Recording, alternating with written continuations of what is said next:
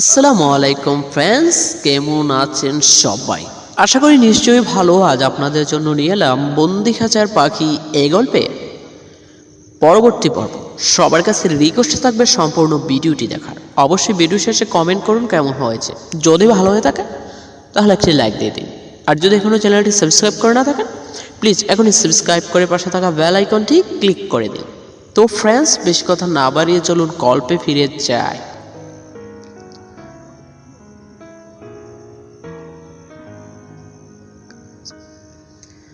Sound বক্সে গান বাজছে। সাফার চোখ বন্ধ করে হাত দুটো মেলে শুয়ে আছে। সেদিন হসপিটাল থেকে আসার পর আজ প্রায় 6 মাস কেটে গেল। অব্রের বলা প্রতিটি কথা সাফারে কয়েক মাস খুব মনোযোগ সহ ভেবেছে। সেদিন রাতে লাভ এট ফার্স্ট সাইট, এ বিশ্বাস তুই আমার তো সব খুবই সাইলেন্স বিহেভিয়ার লাগে। আসলে কি কাউকে না জেনে না বুঝে প্রথম দেখায় ভালোবাসা যায় কি? এগুলো গল্প উপন্যাসে মানায়, বাস্তবে কিভাবে সম্ভব? ইয়ার আমার মাথাটা মনে হয় খারাপ হয়ে যাচ্ছে। নিজের অনুভূতির উপর নিয়ন্ত্রণ হারিয়ে ফেলছি। কি করে পারি আমি? বয়সে কত ছোট আমার অপর, আমাদের হৃদির বয়সের সমান। ওর দিকে কিভাবে আমি ওই নজরে তাকাই? আমার না নিজের প্রতি নিজের রাগ উঠছে এখন, জানিস? সাফার বিরক্ত হয়ে অবরের হাতের জ্বলন্ত সিগারেট নিয়ে নিজেই টানতে লাগে। ওর ক্ষিপ্ত মনকে কিছুতেই বোঝাতে পারছে না এটা সম্ভব না। Do you feel pacing attraction toward him? খুবই সাবলীল ভঙ্গিমায় অব্র জিজ্ঞেস করলো সাফারকে। What you talking about? তুই কি আমার সম্পর্কে এসব ভাবিস? আমি ওর প্রতি আকর্ষণ হই, তবে তার শরীরের ক্ষুধা না। আমার শরীরের চাহিদা লাগলে মেয়ের কি অভাব পড়েছে দুনিয়ায়? তাহলে তো আমি যে কোনো পরিণত মেয়েকে জড়িয়ে ফেলতে পারি নিজেকে। আর আমার তো মাথায় আসে না তুই এসব ভাবলি কি করি? এই মেয়ের বয়স দেখেছিস? এর সাথে কিছু করতে গেলে আমাকে নির্ঘাত জেলে ঢুকতে হবে ধর্ষণ মামলায়। অব্র শব্দ করে হেসে দিল। বন্ধুর এমন হাল অব্র জীবনেও কল্পনাও করে। অব্রের হাসি সাফারের শরীরের কাটার মতো বেছে। শালা হাসি বন্ধ কর, আর আমাকে একটা সমাধান দে। কি করব আমি এখন? কি করে এসব থেকে উদ্ধার হব? প্লিজ দোস্ত, কিছু একটা উপায় বল। তা না হলে আমি সত্যি কিছু একটা রং করে ফেলবো। আমার মন শরীর কেন জানি আমার কথা শুনছে না। আমি ওর দিকে প্রচণ্ড বাজেভাবে আকর্ষিত হই, নিজের চেতনা হারিয়ে ফেলি। কখন যে ওর এক কদম কাছে চলে যাই বুঝতেই পারি না। খুব বাজে ফিলিংস আসে ওকে দেখলি, জানিস? অপর নিজের হাসি ধরে রেখে সাফারের দিকে তাকালো। ভাই, তুই প্রেমে পড়েছিস, আর তাও খুব বাজে ভাবে। তাই তো এত বাজে ভাবে যে চিন্তা মাথায় আসে, জানিস? আমরা যাকে ভালোবাসি তাকে কাছে পেতে চাই, আর তার সান্নিধ্য পেতে মন ব্যাকুল হয়ে ওঠে। না চাইতেও তাকে একবার স্পর্শ করতে মন চায়। এসব একজন প্রেমিক পুরুষের ক্ষেত্রে খুবই স্বাভাবিক ব্যাপার। যদিও তোর কেবল ভালো লাগা হতো তাহলে এসব চাওয়া কখনোই মনে আসতো না। তুই খুব স্বাভাবিকভাবেই ওই মেয়ে থেকে দূরে থাকতে পারতি। কিন্তু বোন, মেয়েকে কেবল তোমার ভালো লাগে না, ভালোবাসা, তাই তো তুমি ভেতরে ভেতরে পড়ছো। সাফার অসহায় দৃষ্টি মেলে অপরের দিকে তাকাল। সাফারের নিজেরও বিশ্বাস হচ্ছে না এত সহজে ও কারো প্রেমে পড়ে গেল, যেখানে সেই মেয়েটির কোনো ভূমিকাই নেই। মেয়েটি তো একবারও সাফারকে নিজের দিকে আকর্ষণ করার তো দূরে থাক, কাছে আসারও চেষ্টা করেনি। অথচ সাফার তবু ওই মেয়ের জালে ফেসে গেছে। অব্র সাফারের মনের কনফিউশন বুঝতে পারো, তাই সাফারকে কিছুটা রিল্যাক্স করতে বলল। কিন্তু এসব তোর মন মানতে চায় না, কারণ তুই মস্তিষ্ক দিয়ে ভাবিস সব কিছু। মনকে একবার জিজ্ঞেস কর কি চায় মা, তারপরেই তুই ডিসাইড কর কি নাম দিবি তোর এই অনুভূতিগুলোকে। সাফার চুপ ছিল। সেদিন কিছু বলার মতো ছিল না। ও অনেক চিন্তা করে নিজেকে মন বুঝিয়ে একটা সিদ্ধান্ত নিল। নীলুফারকে পরের দিনই হসপিটাল থেকে বাড়ি নিয়ে আসা হলো। যেহেতু নীলুফার সুস্থ আছে, তাই এখানে থাকার কোনো মানেই হয়নি। নীলুফারকে বাড়িতে নেওয়ার ঠিক 2 দিন পর সাফার বাংলাদেশ ছেড়ে দুবাই চলে আসে। আজ প্রায় 6 মাস দুবাইতে এসেছিল নিজের অনুভূতিগুলোর নাম জানতে। সাফার ভেবেছিল দেশ ছেড়ে এত দূর আসার পর হয়তো ও চন্দ্রাকে ভুলে যাবে, কিন্তু না, এখানে এসো প্রতি মুহূর্ত চন্দ্রাকে স্মরণ করছে, বরং আরো বেশি করে। ফলস্বরূপ এ 6 মাসে চন্দ্রার প্রতি মুহূর্ত খবরাখবর সবগুলো ওর কাছে এসে পড়ত। সাফার হঠাৎ বিছানা থেকে উঠে জানালার সামনে গিয়ে দাঁড়ান। হাতে তার দুয়া উঠা গরম কফির মগ। চুমুক দিতে গিয়ে মনে পড়ল সেদিনের ঘটনা। চন্দ্রার বানানো কফির মগে সেদিন চুমুক দিতে গিয়ে নাকে একটা স্ট্রবেরি ফ্লেভার পেয়েছে। ভালো করে মগটি লক্ষ্য করে দেখে মগের গায়ে পিঙ্ক কালারের লিপ বাম লাগানো, যে একটু আগে চন্দ্রার ঠোঁটও দেখে আসছে সাফা। তার মানে এই কফিতে চন্দ্রার ঠোঁটের স্পর্শ লেগে আছে। ভাবতেই সাফারের শরীর মনে এক অদ্ভুত শিহরণ বয়ে গেল। প্রচ্ছন্ন মনে কফির মগে চন্দ্রার ঠোঁটের স্পর্শ লেগে থাকার জায়গায় নিজের ঠোঁট ছোঁয়। সেদিন সাফার কেন এমন পাগলামো করলো, তখন তা বোধগম্য না হলেও আজ বুঝতে পারছে ও আজ নিজেই স্বীকার করেছে ও প্রেমে পড়েছে। খুব বিশ্রীভাবে যুবতীর প্রেমে পড়েছে। সাফার চোখ বন্ধ করে জোরে একটা নিঃশ্বাস নিল। কল্পনায় মনের রং দিয়ে চন্দ্রার একটা ছবি আঁকল। মনে মনে বলতে লাগলো, আমার চন্দ্রাবতী। একজন নারীর কাছে আমার যা আশা ছিল, প্রেম, ভালোবাসা, রোমান্স, সাহস, বুদ্ধি, সহনশীলতা, আর তোমার সেই লাজুকতা, সবই যেন উপরওয়ালা ভরে ভরে দিয়েছে তোমাকে। তাহলে কি আর চাই নিজের সঙ্গিনীর মাঝে? তাই তো এ মন শুধু তোমাকে চায়, শুধু তোমারই জন্য আমার এই অস্থিরতা, শুধু তোমাকেই খোঁজে আমার এই মন। সূর্য না উঠলে যেমন পৃথিবীতে আঁধার নেমে যাবে, তেমনি তুমিহীন আমার মারণ হবে চন্দ্রাবতী। তুমি আমার উদ্ভাবন, হৃদয়ের কল্পনার সুন্দরী মানুষ প্রতিমা। তোমার প্রতি আমার প্রেম হচ্ছে সম্পূর্ণ। আমরা দুজন মিলে এই সম্পর্ককে করব একদিন পরিপূর্ণ। আমি আসছি ফিরে আমার চন্দ্রাবতী। অনেক পালিয়েছি, এখন তোমার পালা।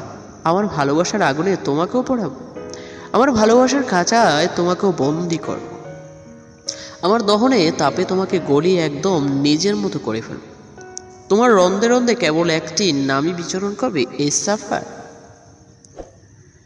শীতকাল, হালকা কুয়াশার চাদরে মরিয়াছে ঢাকার নগরী। বড় বড় দানবের ন্যায় বিল্ডিং এর জন্য আচ্ছন্ন কুয়াশার প্রকৃতিকে মন মতো অনুভব করা যায় না। যেমনটা গ্রামে দেখা যায়।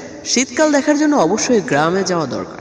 নিজের গ্রাম আর মেঠোপথের জন্ম হওয়ার সেই চেনা পরগাছাগুলোকে খুব মনে পড়ছে চন্দ্রা।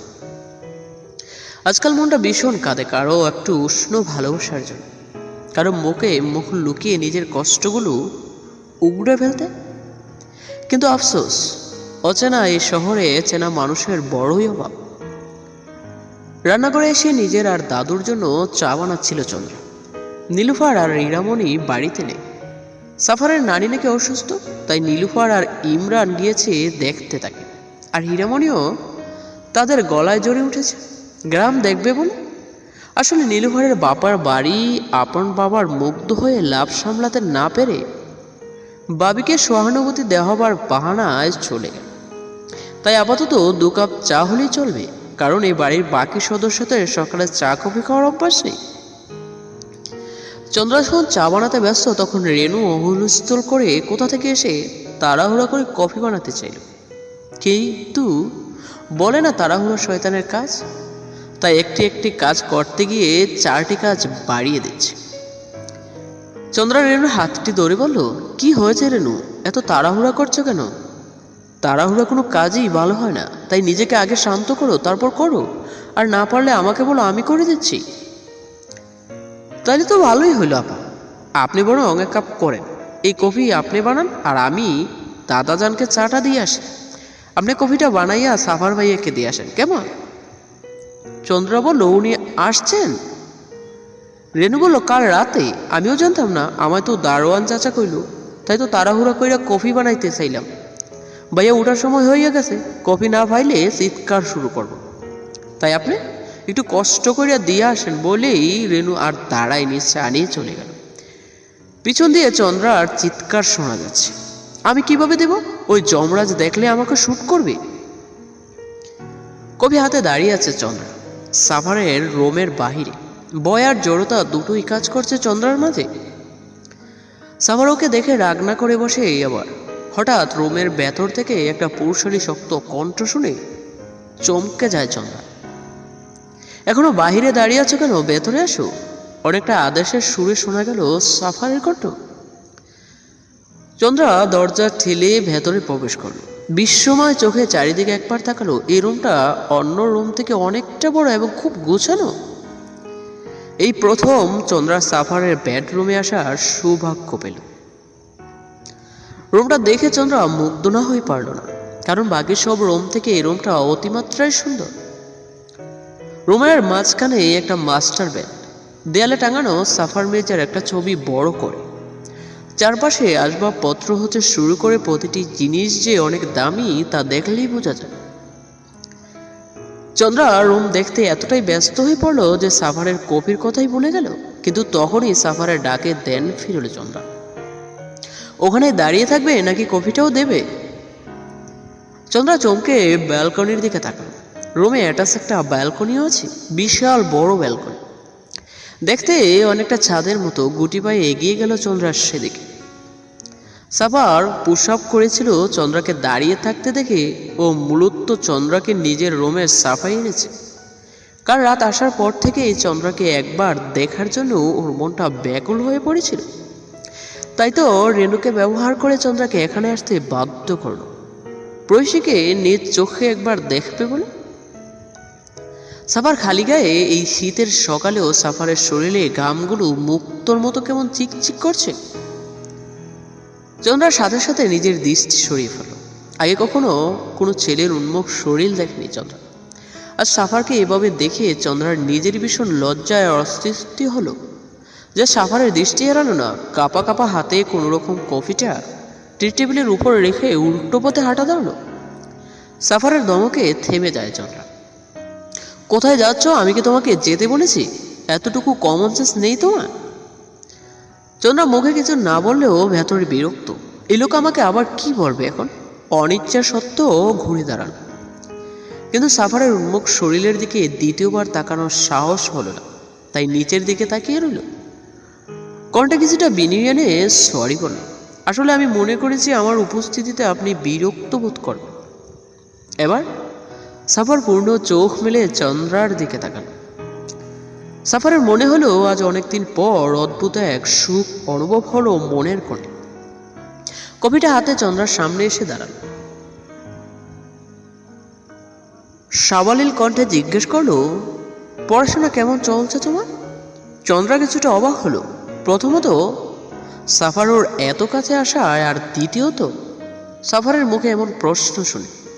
কিন্তু তারপরও শুকনো একটা ঢোক গিলে নিজেকে স্বাভাবিক রেখে উত্তর দিল, ভালো। সাফার বলল, ভালোই ভালো। সাফার কবিতে চুমুক দিয়ে, রেজাল্ট যেন ভালো আসে, তা না হলে পাবলিক ভার্সিটিতে চান্স পাওয়া আশা ছাড়তে হবে। আশা করি আরো পড়াশোনার ইচ্ছা আছে তোমার, ঠিক তো? চন্দ্রা মাথা নাড়িয়ে সায় দিল। ও আরো পড়তে চায়। সাফার বলল, এটাই মনে রাখবে, পড়াশোনার বাহিরে আর অন্য কোনো ফালতু চিন্তা যেন না আসে তোমার মনে। মনে থাকবে তো? না থাকলে নোট করে রেখো, আমি এক কথা দ্বিতীয়বার বলা একদম পছন্দ করি না। চন্দ্রা ভয় হতে লাগলো। সাফারের আগে কখনো ওর সাথে এমনভাবে কথা বলা হয়নি। এমনভাবে কি? আসলে তো আমাদের তেমন কোনো কথা এর আগে হয়নি। তাহলে আজ কি হলো? তো ফ্রেন্ডস, আজকের পর্ব এ পর্যন্তই। আশা করি ভালো লেগেছে। যদি ভালো লেগে থাকে একটি লাইক দিয়ে দেবেন। আর যদি এখনই চ্যানেলটি সাবস্ক্রাইব করে না থাকেন, প্লিজ এখনই সাবস্ক্রাইব করে নিন। সেই সাথে পাশে থাকা ঘন্টা বাটনটি বাজিয়ে দিন। তাহলে ফ্রেন্ডস, আজ আসি, দেখা হবে নতুন পর্বে। আল্লাহ হাফেজ।